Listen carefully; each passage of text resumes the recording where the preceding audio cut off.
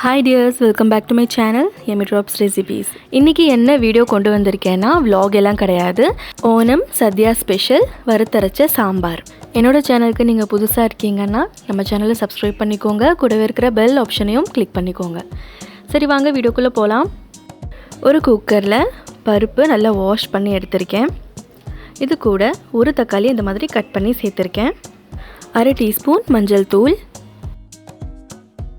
ஒரு சின்ன பீஸ் பெருங்காயம் சேர்த்துக்கோங்க.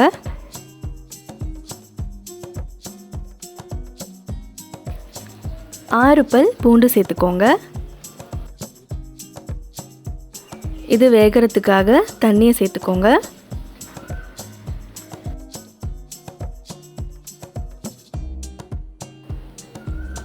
ரெண்டு பச்சை மிளகாய் சேர்த்துக்கோங்க. 3 விசிலுக்கு வேக வச்சுக்கோங்க. இந்த வீடியோ நான் சென்னையில் எடுத்தது தான், டைம் கிடைக்காததுனால போஸ்ட் பண்ணலை. பருப்பு வெந்ததுக்கப்புறமா ஒரு பாத்திரத்தில் மாற்றிக்கோங்க.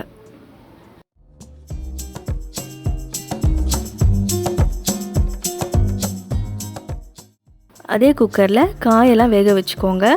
ஒரு விசிலுக்கு வேக வச்சா போதும். நான் இங்கே என்னென்ன காய் சேர்த்துருக்கேன்னா பாருங்கள். கருணக்கிழங்கு, வாழைக்காய், முருங்கைக்காய், சின்ன வெங்காயம், மஞ்சள் கலரில் வெள்ளரிக்காய் இருக்கும் இல்லையா, அதை சேர்த்துருக்கேன்.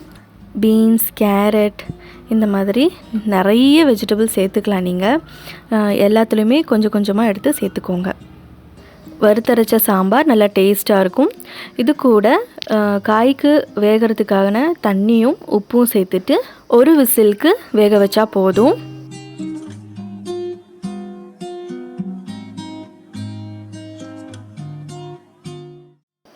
சாம்பாருக்காக புளியை ஊற வச்சுக்கிறேன். ஒரு லெமன் சைஸ் அளவுக்கு புளி எடுத்துட்டு தண்ணியில் ஊற வச்சுக்கோங்க. ஒரு ஸ்டீமில் காயும் வெந்துருச்சு. ஸோ என்ன பண்ணணும்னா, நம்ம பருப்பு ஒரு பாத்திரத்தில் எடுத்து வச்சுருந்தோம் இல்லையா, அது கூடவே இதையும் சேர்த்து மிக்ஸ் பண்ணிக்கோங்க.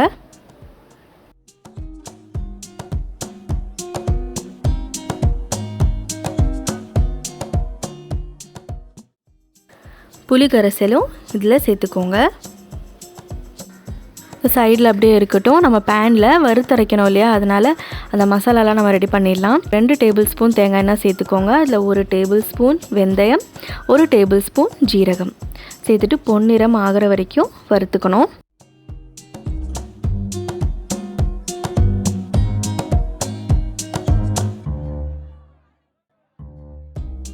இந்த ஜீரகம் அண்டு வெந்தயம் இந்த ஃப்ரை பண்ணும்போது நல்ல ஒரு ஸ்மெல் வரும் பாருங்கள். அந்த ஸ்மெல் வரும்போது தான் அது வறுபட்டிருக்குன்னு அர்த்தம். அப்புறம் என்ன பண்ணணும்னா, 1 கப் தேங்காய் துருவல் சேர்த்துருக்கேன். அதே மாதிரி தான் இந்த தேங்காயையும் பொன்னிறம் ஆகிற வரைக்கும் ஃப்ரை பண்ணி எடுக்கணும்.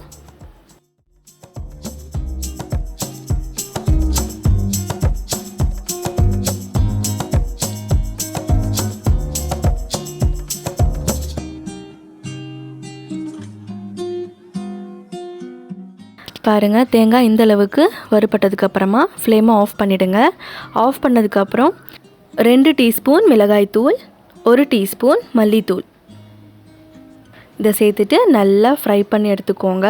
ஃப்ளேம் எதுவும் இல்லைங்க, ஃப்ளேம்லாம் எதுவுமே இல்லாமல் இந்த சூடுலேயே நல்லா ஃப்ரை பண்ணி எடுத்துக்கோங்க.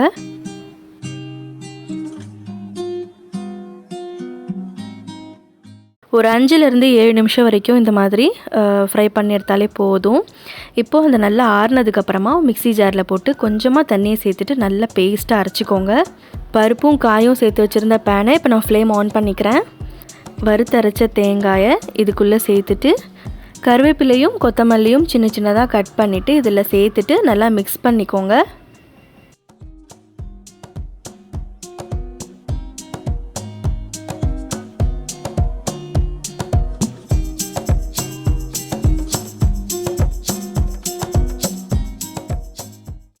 உப்பு தேவைப்பட்டால் இந்த டைமில் சேர்த்துக்கோங்க.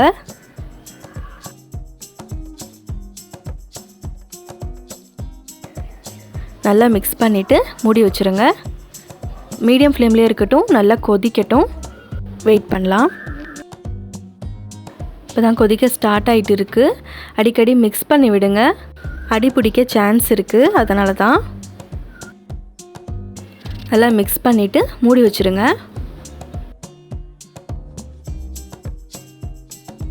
எங்கள் ஊரில் பார்த்திங்கன்னா நல்லா மழை பெஞ்சிட்டு இருக்குது. உங்கள் ஊர்லலாம் எப்படி இருக்குது கிளைமேட்டுன்னு சொல்லிவிட்டு எனக்கு கமெண்ட் பண்ணுங்கள். இந்த வறுத்தரைச்ச சாம்பாரும் நீங்கள் ட்ரை பண்ணிவிட்டு எனக்கு கமெண்ட் பண்ணுங்கள். பாருங்கள், நல்லா கொதிச்சிருக்கு, நல்ல ஸ்மெல்லாக இருந்துச்சு. அன்றைக்கி நான் இதை மட்டா ரைஸ் கூட தான் நான் சர்வ் பண்ணியிருந்தேன். ரொம்ப டேஸ்டியாக இருந்தது. பொன்னி ரைஸ் கூடயும் டேஸ்ட்டாக தான் இருக்கும். ட்ரை பண்ணுங்கள். இப்போ இதை தாளிச்சிடலாம். ஒரு பேனில் 2 டேபிள் ஸ்பூன் தேங்காய் எண்ணெய் சேர்த்துக்கோங்க.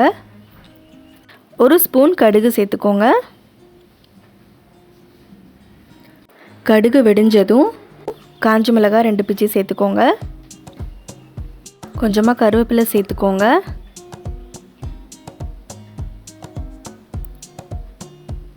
கொஞ்சமாக பெருங்காயத்தூள் கூட சேர்த்துக்கணும். ஆல்ரெடி நம்ம கட்டி பெருங்காயம் சேர்த்துருக்கோம். தாளிக்கும் போது கொஞ்சம் பெருங்காயத்தூள் சேர்க்கும்போது சாம்பார் நல்லா வாசனையாக இருக்கும். 2 பிஞ்ச் பெருங்காயத்தூள் சேர்த்துட்டு லோ ஃப்ளேம்லேயே ஜஸ்ட் இந்த மாதிரி மிக்ஸ் பண்ணிக்கோங்க. ஃப்ளேம் ஆஃப் பண்ணிவிட்டு சாம்பாரில் இது கொட்டிடலாம்.